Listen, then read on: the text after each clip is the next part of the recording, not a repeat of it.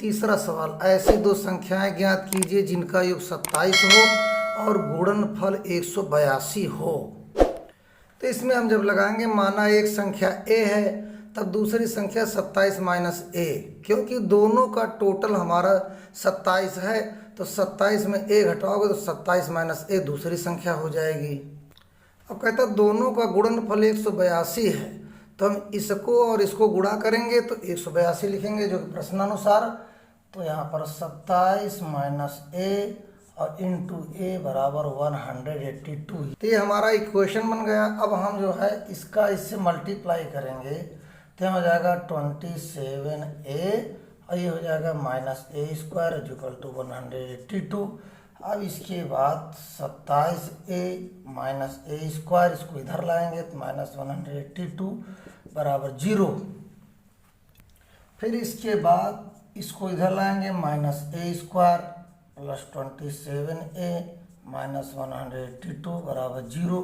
अब देखिए इसको हम -1 से गुणा कर देंगे तो ये प्लस में हो जाएगा, ये माइनस हो जाएगा, ये प्लस में हो जाएगा। तो यहाँ पर हमारा हो जाएगा ए स्क्वायर माइनस 27a प्लस 182 बराबर 0। अब इसी क्वेश्चन को हम हल करेंगे। अब इसके हम फैक्टर कर लेंगे तो ए स्क्वायर माइनस यहाँ पर आ जाएगा 13a माइनस 14a प्लस 182 बराबर 0।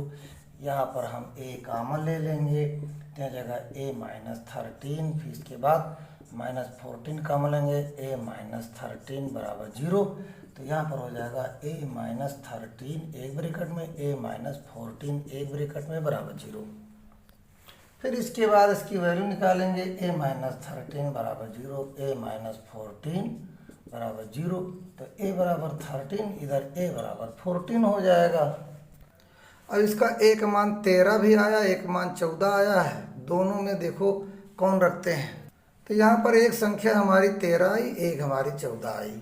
अब यहाँ पर हम सत्यापन करेंगे, a बराबर 13 के लिए द्विघात समीकरण ए स्क्वायर माइनस 27a प्लस 182 182 बराबर 0। अब a बराबर 13 रखेंगे तो देखो 0 आ रहा है, तो यहाँ पर 13 स्क्वायर माइनस 27 इंटू 13 प्लस 182 बराबर 0। तो यहाँ हो जाएगा 169 और माइनस और प्लस 182 और बराबर 0। अब देखिए इसको इसमें जोड़ करके इसमें घटाएंगे तो हमारा हो जाएगा यहाँ 351, 169 में 182 जोड़ोगे 351, ये पहले से माइनस 351 तो दोनों काट लोगे, 0 बराबर 0। तो ये हमारा सत्यापन हुआ।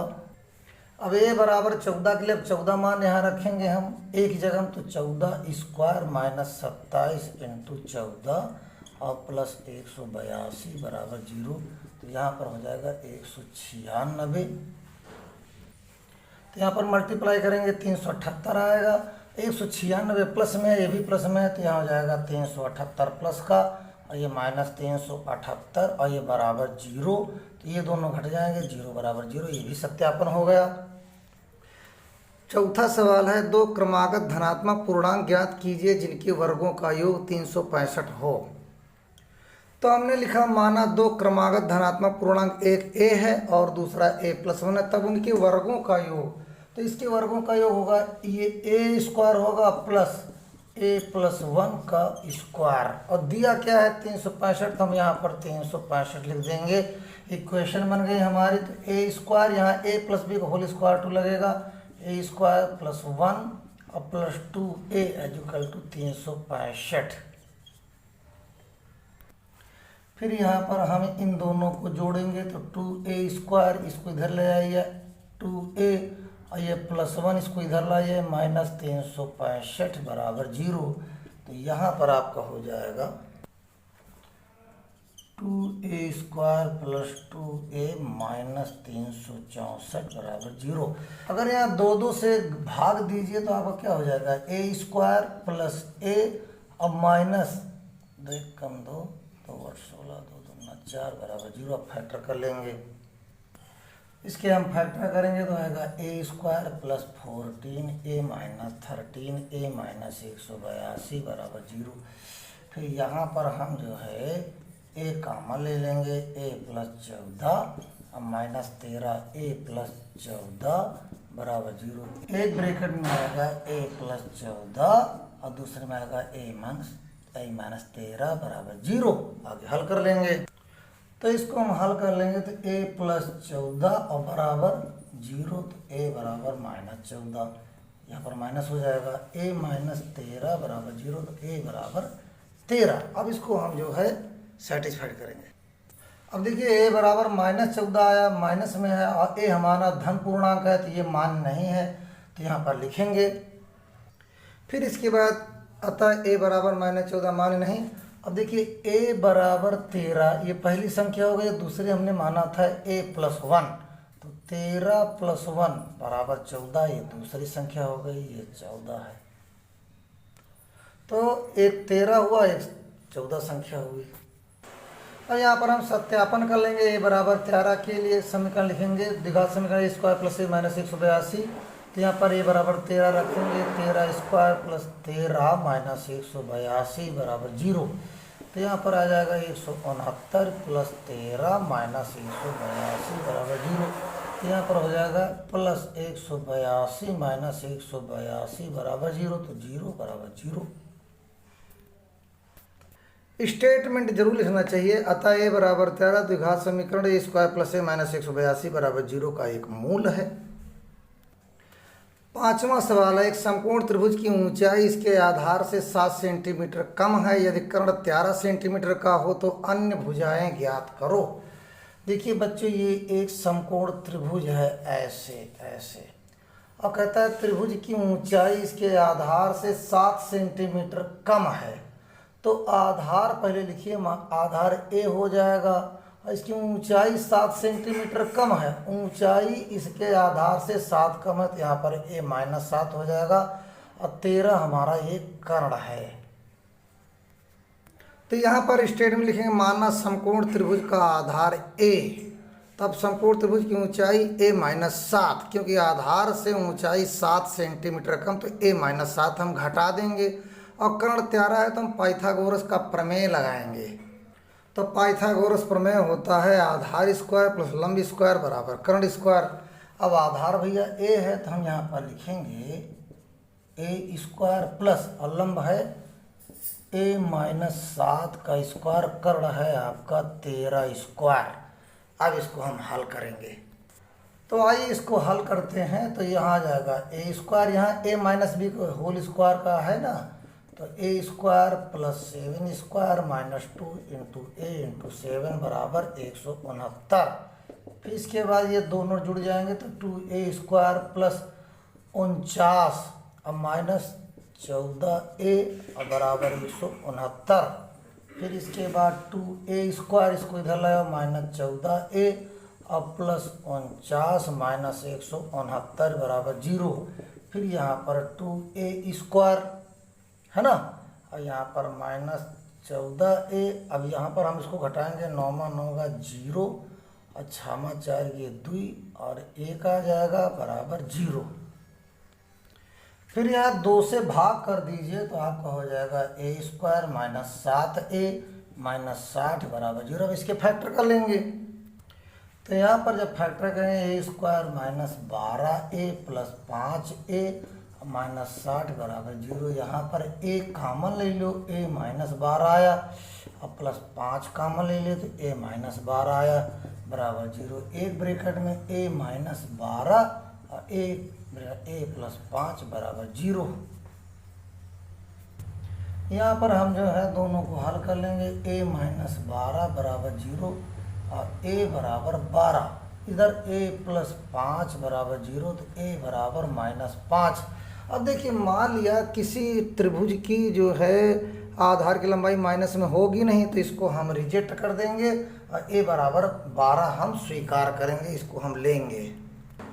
तो देखिए ऊंचाई हमने a माइनस 7 माना था, a बराबर 12 आया, तो यहाँ पर लिखेंगे ऊंचाई बराबर a माइनस 7, तो 12 माइनस 7 बराबर 5 सेंटीमीटर आपकी ऊंचाई होगी और आधार जो है आपका बराबर ये a बराबर 12, तो 12 होगा। हम 6 सवाल किताब में देखेंगे, ब्लैक बोर्ड में लिखेंगे नहीं, बहुत बड़ा हो जाएगा। एक कुटीर उद्योग एक दिन में कुछ बर्तनों का निर्माण करता है। एक विशेष दिन यह देखा गया कि प्रत्येक नग की निर्माण लागत रुपया में उस दिन के निर्माण किए बर्तनों की संख्या के दुगने से 3 अधिक थी। यदि उस दिन की कुल निर्माण लागत रुपया 90 थी तो निर्मित बर्तनों की संख्या और प्रत्येक नग की लागत ज्ञात कीजिए। आइए इस सवाल को ब्लैक बोर्ड में लगाते हैं। निर्मित बर्तनों की संख्या यानी बर्तन कितने बने और कितने नग बने, ये आपको वहाँ निकालना है। आइए चलते हैं। तो हम यहाँ लिखेंगे माना उस दिन निर्मित बर्तनों की संख्या ए थी, तब उस दिन प्रत्येक नग की निर्माण लागत, कहता है कि बर्तनों की संख्या ए है लेकिन एक बर्तन के निर्माण लागत कितनी है, इसके दुगने से 3 अधिक। तो हम लिखेंगे 2a + 3 रुपया, ये बनेगा स्टेटमेंट। तो अब देखिए यहाँ पर एक नग, एक बर्तन की बनाने का इतना खर्चा आता है और कितने बर्तन बने, ए बने। अब मतलब कितनी कुल लागत आएगी तो दोनों को मल्टीप्लाई कर देंगे। तो हम लिखेंगे प्रश्नानुसार